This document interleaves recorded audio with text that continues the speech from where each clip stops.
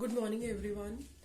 Now, continuing to our next topic, that is the marginal efficiency of capital. We have finished our investment chapter related to the factors, the different types of investment, and how we induce the investment. Now, the chapter of MEC, it is actually correlated with investment. These two chapters are not separated with each other, but in our book TR Jain it is given separately, right? Now write down the question for this chapter.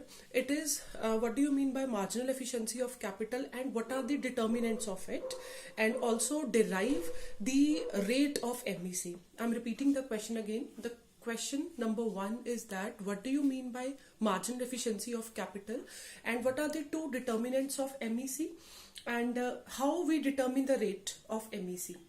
So first of all, write down the definition of marginal efficiency of capital.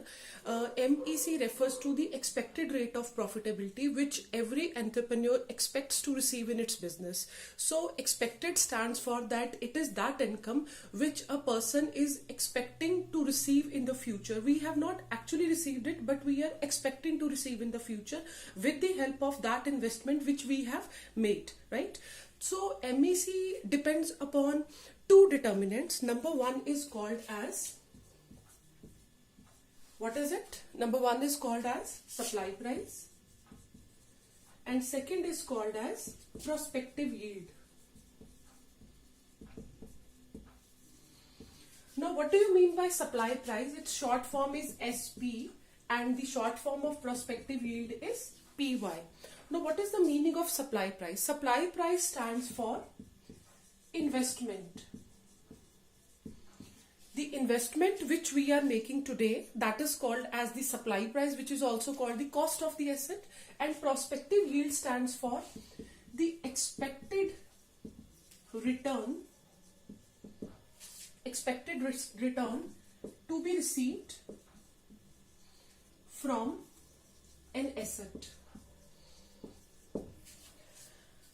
So whatever investment we are making and whatever expected return we want to receive from that, marginal efficiency of capital is related to these two terms, right? So prospective yield का मतलब है, in other words you can write it also, that prospective yield is the aggregate of annual return which is received from the entire lifetime of an asset. इसका मतलब ये है कि अगर मैंने एक 5 लाख की इन्वेस्टमेंट की, 5 लाख की मैंने इन्वेस्टमेंट की और मैं ये सोचती हूँ कि ये जो एसेट है ये अगले 5 साल तक मुझे कुछ ना कुछ कमा के देगा, तो इसकी प्रोस्पेक्टिव यील्ड फॉर एग्जांपल, पहले साल उस एसेट ने मुझे 2 लाख कमा के दिया, दूसरे साल उस एसेट ने मुझे 1 लाख कमा के दिया, then it is going that 3 lakh से अगले साल 50,000 और फिर 5वें साल जो है 10,000. That means 2, 3, 6, 650 and 660. That means एक 5 लाख का एसेट मुझे जो कमा के दे रहा है that is 6,60,000. It is the prospective yield. तो हमें निकालना क्या है? We are supposed to find out the expected rate of return. क्योंकि जब हम इन्वेस्टमेंट के रेट ऑफ इंटरेस्ट को हम परसेंटेज में लेते हैं तो हमें मार्जिनल एफिशिएंसी ऑफ कैपिटल को भी किस में लेना पड़ेगा? रेट में. सो उस रेट को now we are suppose to derive that rate. So see how that rate will be derived. Now the second part of this question is derivation of marginal efficiency of capital. Now write down derivation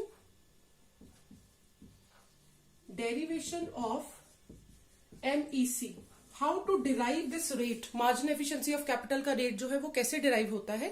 So write down, you will start it with prospective yield of first year is equal to supply price 1 plus M.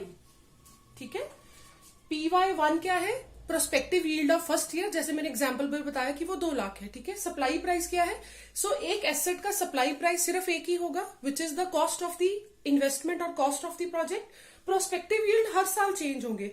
मतलब ये हमारे पास actual नहीं है, हम इनको predict करके चल रहे हैं कि पहले साल ये लगा के चलते हैं कि ये एसेट इतना तो हमें कमा के दे ही देगा, दूसरे साल इतना तो कमा के दे ही देगा. So on the basis of the prediction that this asset is going to work for the next 5 years, 6 years और 10 years, we are computing its expected rate of return, that how much it will give to us. ठीक है? But cost of asset will be 1 only. So can I write इसको एक box form में convert कर लो. So PY1 is equals to supply price 1 plus m. That means क्या मैं इसको ऐसे भी लिख सकती हूँ, supply price is equals to PY1 upon 1 plus m. Now mark it as number 1. ठीक है. So second is prospective yield of second year is equal to PY2 is equal to PY1 1 plus m. अब देखो यहां पे PY1 क्यों आया, क्योंकि जब आप सेकेंड ईयर में मूव करोगे तो जो फर्स्ट ईयर की इनकम है वो भी तो उसमें इंक्लूड होगी ना. वो तो आप कमा चुके हो ना उस एसेट से, आप एक्सपेक्ट कर चुके हो कि ये फर्स्ट ईयर में मेरे को 2 लाख कमा के देगा. ठीक है. So that means the income of the first year will come in the second year is equal to 1 plus m. M क्या है, the rate of margin efficiency of capital. Actually हम इसी को निकाल रहे हैं, we are suppose to derive it. ठीक है. अब PY1 जो है वो किसके इक्वल है, it is equals to SP1 plus m. That means जहां पर आपने PY1 लिखा है उसकी जगह पे आप ये लिख सकते हो SP1 plus m. So I am substituting it. PY2 is equal to, ये PY1 किसके इक्वल है, SP1 प्लस एम के इक्वल. ये 1 प्लस एम इसके साथ ही है, तो दैट मीन्स ये क्या बन गया, this is equals to SP1 plus m का square. SP1 plus m square. That means prospective yield of second year is equal to SP upon 1 plus m square. Sorry, this is equals to SP is equal to PY2 1 plus m square. This is for the second year. Now अगर हम इसको third year के लिए लेना चाहे, so third year will be PY3. ठीक है. PY3 is equals to PY2 1 plus m. Now PY2 किसके इक्वल है, PY1 1 plus m. ठीक है. और या वो इसके इक्वल है PY2 के. So this is PY3 is equal to PY2 आपका क्या है, SP1 plus m. So this is 1 plus m square ये वाला, देन 1 प्लस एम. तो ये किसके इक्वल हो गया, this is SP1 plus m cube. ठीक है. So that is why your supply price is equal to PY3 upon 1 plus m cube.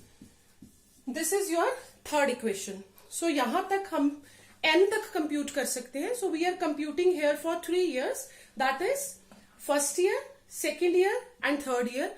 अब इन तीनों इक्वेशंस को हम क्या कर लेते हैं, we are merging them.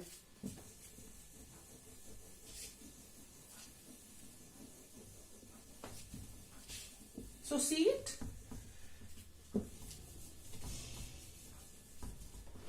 Supply price is equal to PY1 upon 1 plus m plus PY2 upon 1 plus m square plus PY3 upon 1 plus m cube up to PYN upon 1 plus m raised to power n. That means it can go for n time. So it is equal to, can we write SP is equal to PY upon 1 plus m raised to power n. अब ये जो n है जो मैंने यहां पे लिखा है इसको आप नलीफाई कर सकते हो, because we can take n only for 1 time. ठीक है. और वो किसके साथ में आएगा, that will come with this only, कि आपको मार्जिन एफिशिएंसी ऑफ कैपिटल जो है वो कितने ईयर्स के लिए एक ही बार कंप्यूट करनी है. ठीक है. सो मल्टीप्लाई कर लो इसको. This is SP 1 plus m raise to power n is equal to prospective yield. Now 1 plus m raise to power n, इसको आप इधर ला सकते हो. It will become PY upon SP. That means now 1 plus m, ये जो n है इधर आके अंडर रूट बन जाएगा. It will become PY upon SP. Then ये 1 इधर ले आओ इसके बाहर. It will become m is equal to under root of PY upon SP minus 1. That means this is the formula to compute margin efficiency of capital. यहाँ पे n आ जाएगा बीच में, ये वाला n यहाँ आ गया. m is equal to under root of PY upon SP minus 1. ठीक है. Under root including the number of years.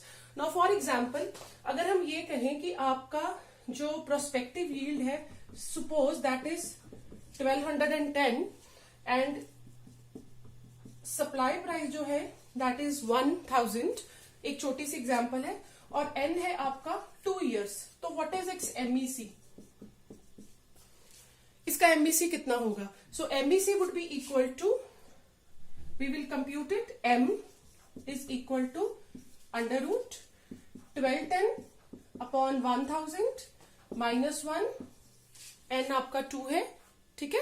So that means it will be 11 upon 10 का स्क्वायर, ये 1/2 कैंसिल हो जाएगा, minus 1. So this is equal to 11/10 minus 1 और 1/10 which is equal to 0.1. इसको 100 से multiply करो, 10%. So what is the m? It is 10% which is the rate. So अगर मैं इसको सम अप करूं, so marginal efficiency of capital ये क्या है? Expected rate of profitability. That means एक इन्वेस्टमेंट आपको आने वाले 2 साल में 10% रिटर्न कमा के देगी अगर उसकी कॉस्ट 1000 रुपए है और उसकी जो प्रोस्पेक्टिव यील्ड है, उसकी एक्सपेक्टेड रिटर्न इन रुपीज है, दैट इज 1210. ठीक है. So that is the derivation related to margin efficiency of capital.